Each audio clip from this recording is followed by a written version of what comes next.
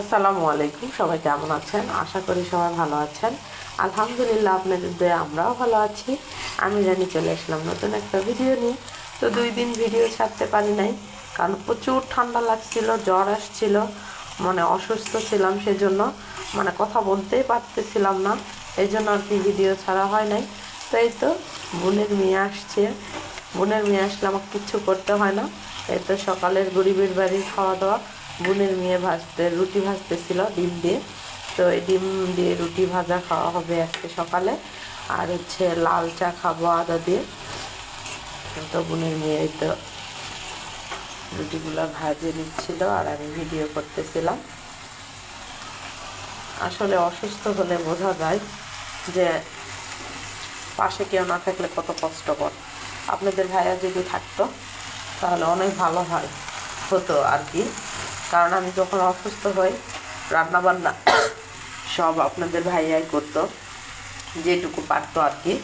অত সবই পারে, মানে আমি অসুস্থ হলে ও করে। এমনিতেও আমার অনেক হেল্প করে। যদি কোনো মানুষ আমাদের বাসায় মেহমান আসে বেড়াতে, আমি অসুস্থ কারণ ও জানে, তো আমার মানে হাতে হাতে হেল্প করে দেয় সবাইকে, খাবার খাওয়ানো, মানে অন্যান্য যেগুলা কাজ আর কি সব ও করে।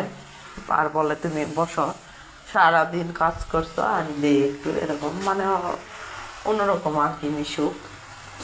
আর মেহমান আসলে তো খুবই খুশি হয়ে যায়।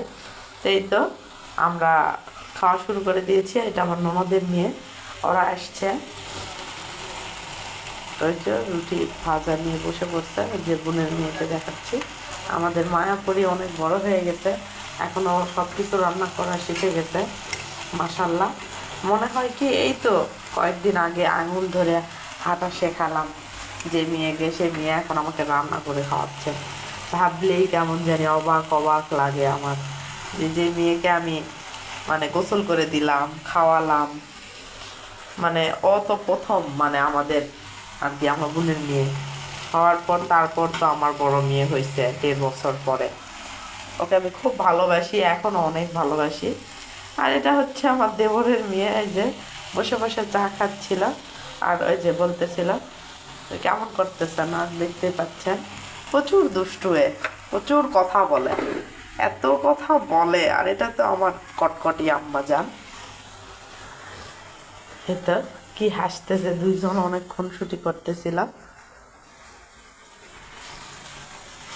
তো সবাই ভালো থাকবেন, সুস্থ থাকবেন। আমার চ্যানেলটা অবশ্যই সাবস্ক্রাইব করে দিবেন, আর লাইক কমেন্ট শেয়ার করতে কিন্তু ভুলবেন না।